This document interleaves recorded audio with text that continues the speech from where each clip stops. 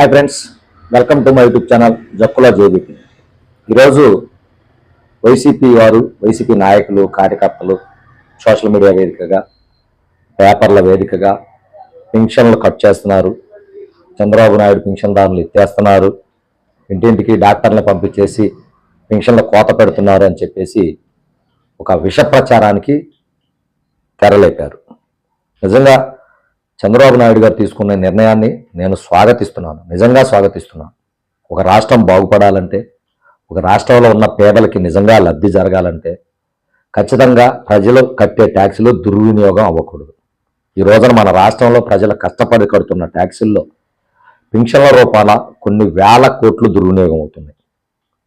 ఎందుకు అంటే గత వైసీపీ ప్రభుత్వం అధికారంలోకి వచ్చిన తర్వాత డాక్టర్లను మేనేజ్ చేసుకొని ప్రభుత్వం తీసుకుని వచ్చిన తర్వాత ఇంటి దగ్గరే పింఛన్ పంపిణీ అనే కార్యక్రమం తీసుకుని వచ్చిన తర్వాత అనర్హులు నకిలీ వికలాంగులుగా తయారయ్యి, నకిలీ పేదలుగా తయారయ్యి కొన్ని వేల కోట్ల రూపాయల ప్రజాధనాన్ని పేదల నోటి కాడ రావాల్సిన పథకాన్ని గద్దల్లా తన్నుకొని పోతుంటే వైసీపీ ప్రభుత్వం దానికి సపోర్ట్ చేసి వారందరికీ ఆదరించి డాక్టర్ల చేత నకిలీ సర్టిఫికెట్లు ఇప్పించేసి నకిలీ పెన్షన్లు పెట్టించి వాళ్ళ కార్యకర్తలు కావచ్చు, డబ్బున్నోళ్ళు కావచ్చు, నిజంగా అనర్హులకి అందరికీ పథకం అందించి ఈ రోజున ఎవరైతే లబ్ధిదారులు ఉన్నారో వాళ్ళందరినీ రీవెరిఫికేషన్ చేసి నిజమైన వికలాంగులకి పింఛను అందిస్తూ, ఎవరైతే మోసపూరితంగా నకిలీ సర్టిఫికెట్లు పెట్టేసి పింఛను పొందారో వాళ్ళని తీసేసే ఉద్దేశం చేసి ప్రజాధనాన్ని ప్రభుత్వం దుర్వినియోగం అవ్వకుండా కాపాడాలని చేసే ప్రయత్నంలో ఈ రోజున డాక్టర్స్ని పంపించేసి సర్వే చేపిస్తామంటుంటే జగన్మోహన్ రెడ్డి గారికి ఉలుకొచ్చి పడింది. ఎక్కడ వాళ్ళ పార్టీ కార్యకర్తలు నకిలీ సర్టిఫికెట్లు బయటపడతాయో, ఎక్కడ వాళ్ళకు సంబంధించిన నాయకులు నకిలీగా పింఛన్లు తీసుకునేవి బయటపడతాయో, ఎక్కడ డాక్టర్ల చేత నకిలీ సర్టిఫికెట్లు ఇచ్చినవి బయటపడతాయో అని ఒక దురుద్దేశంతో దీని మీద విష ప్రచారం చిమ్ముతున్నారు. రాష్ట్రంలో ఉన్న పేద ప్రజలందరూ గమనించండి, ఏ ప్రభుత్వం అయినా పేదలకి ఖచ్చితంగా అండగా ఉంటుంది తప్పితే పేదల నోటి కాడ కూడు ఏ ప్రభుత్వం తీయదు, చంద్రబాబు నాయుడు గారు కూడా తీయరు. కానీ ఎవరైతే మోసపూరితంగా ఈ యొక్క వికలాంగుల పింఛన్ పొందుతున్నారో వాళ్ళని ఖచ్చితంగా కట్టడి చేయాల్సిన బాధ్యత ఉంది. ఈ రోజున ఆంధ్రప్రదేశ్ రాష్ట్రం ఇప్పటికే అప్పుల కుప్పై ఉంటే అందులో ప్రతి పేదవాడు తినే తిండి దగ్గర నుంచి కష్టపడేదాకా ప్రతిదీ ట్యాక్సుల రూపాన కడుతుంటే ఆ డబ్బుని పందికొక్కుల్లాగా నకిలీ సర్టిఫికెట్లు పెట్టి మేస్తుంటే వారిని అడ్డుకోవటం ప్రభుత్వ బాధ్యత అయితే దానికి సపోర్ట్ చేయాల్సిన ప్రతిపక్షాలు ఈ రోజున దాన్ని అదేదో నేరం ఘోరం అలా విమర్శలు చేస్తుంది. మీరు చూపించండి, ఖచ్చితంగా చంద్రబాబు నాయుడు గారు ఎవరిదైతే పింఛన్ తీసేశారో వాళ్ళు కనుక నిజంగా పేదలైతే ఖచ్చితంగా వాళ్ళ తరఫున పోరాడండి, మనస్ఫూర్తిగా స్వాగతిస్తాం. కానీ నకిలీ సర్టిఫికెట్లు తీసుకున్న వాళ్ళ కోసం, నకిలీ పేదల కోసం ఈ రోజున మీరు పోరాటం చేస్తున్నారు, మీడియా ముఖంగా మాట్లాడుతున్నారు. చూడు, ఇంతకంటే దుర్మార్గమైనది ఇంకోటి ఉంది.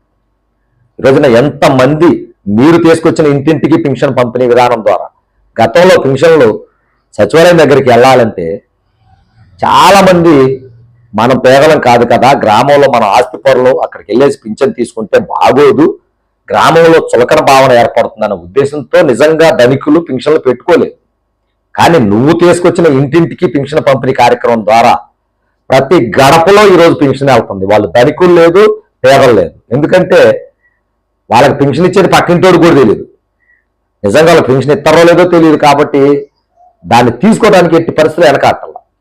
ఈ రోజు నింగా చంద్రబాబు నాయుడు గారు పింఛన్ పెంచడం మూలాన 4,000 రూపాయలు చేయటం మూలాన, వికలాంగులకు 6,000 రూపాయలు చేయటం మూలాన ఇంకా దోపిడీ పెరిగిపోతుంది. ఖచ్చితంగా చంద్రబాబు నాయుడు గారు తీసుకున్న ఈ నిర్ణయాన్ని నేను స్వాగతిస్తున్నాను. ఎవరైతే పేదలు ఉన్నారో, ఎవరైతే నిజంగా వికలాంగులు ఉన్నారో వాళ్ళకి పార్టీలతో సంబంధం లేకుండా పింఛన్ అనేది ఖచ్చితంగా అవసరం. ఈ రాష్ట్రంలో పుట్టిన పౌరులుగా, ఈ రాష్ట్రంలో పుట్టిన ప్రజలుగా వాళ్ళకి ఆదుకోవాల్సిన బాధ్యత ప్రభుత్వానికి ఉంది. కానీ నకిలీలు ఎవరైతే ఉన్నారో వాళ్ళందరినీ ఏరివేయాల్సిన బాధ్యత కూడా ప్రభుత్వం మీద ఉంది. ఖచ్చితంగా ఏరివేయాలి కూడా. మేము చాలా గమనించాం, ఒకే కుటుంబంలో ఆరోగ్యవంతంగా ఉన్నటువంటి భర్తకి వృద్ధాప్య పింఛను, తర్వాత భార్యకి చిన్న చిన్న సమస్యలు ఉంటే వికలాంగురాలు పింఛను, ఒక్కొక్క గడపలో 10,000 రూపాయలు పింఛన్ తీసుకునే కుటుంబాలు చాలా ఉన్నాయి.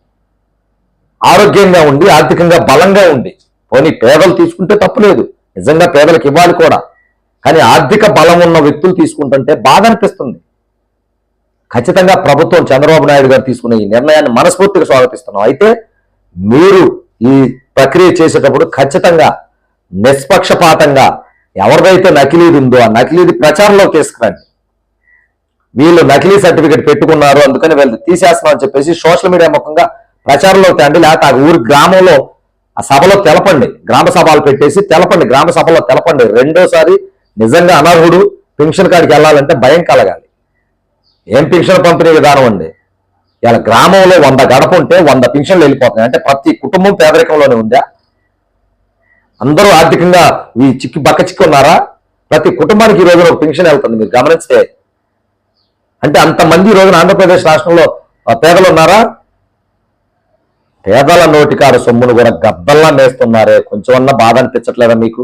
ఆర్థికంగా బలంగా ఉండి, సామాజికంగా బలంగా ఉండి, ఎవరైతే అట్టడుగున పేదలు ఉన్నారో వాళ్ళ కోసం ప్రభుత్వం తీసుకుని వచ్చిన ఈ వికలాంగుల పింఛను, వృద్ధాప్య పింఛను కూడా వాళ్ళ నోటికాడ కూడు కూడా పోటీ పడి లాక్కొని తింటున్నారే. కొంచెమన్నా మనస్సాక్షి ఉండాలా? ఆలోచించండి. నిజంగా పెన్షన్ మీకు అవసరమైతే అప్లై చేసుకోండి, తీసుకోండి. ఏది అవసరం లేని వ్యక్తులు ఉన్నారో వాళ్ళు స్వచ్ఛందంగా మీ పెన్షన్ రిమూవ్ చేసుకున్నట్లయితే ఈ రోజున నిజంగా పేద ప్రజలకు అందాల్సిన పథకాలు ఖచ్చితంగా పేదలకు అందుతాయి. రాష్ట్రం బాగుపడుతుంది, దేశం బాగుపడుతుంది.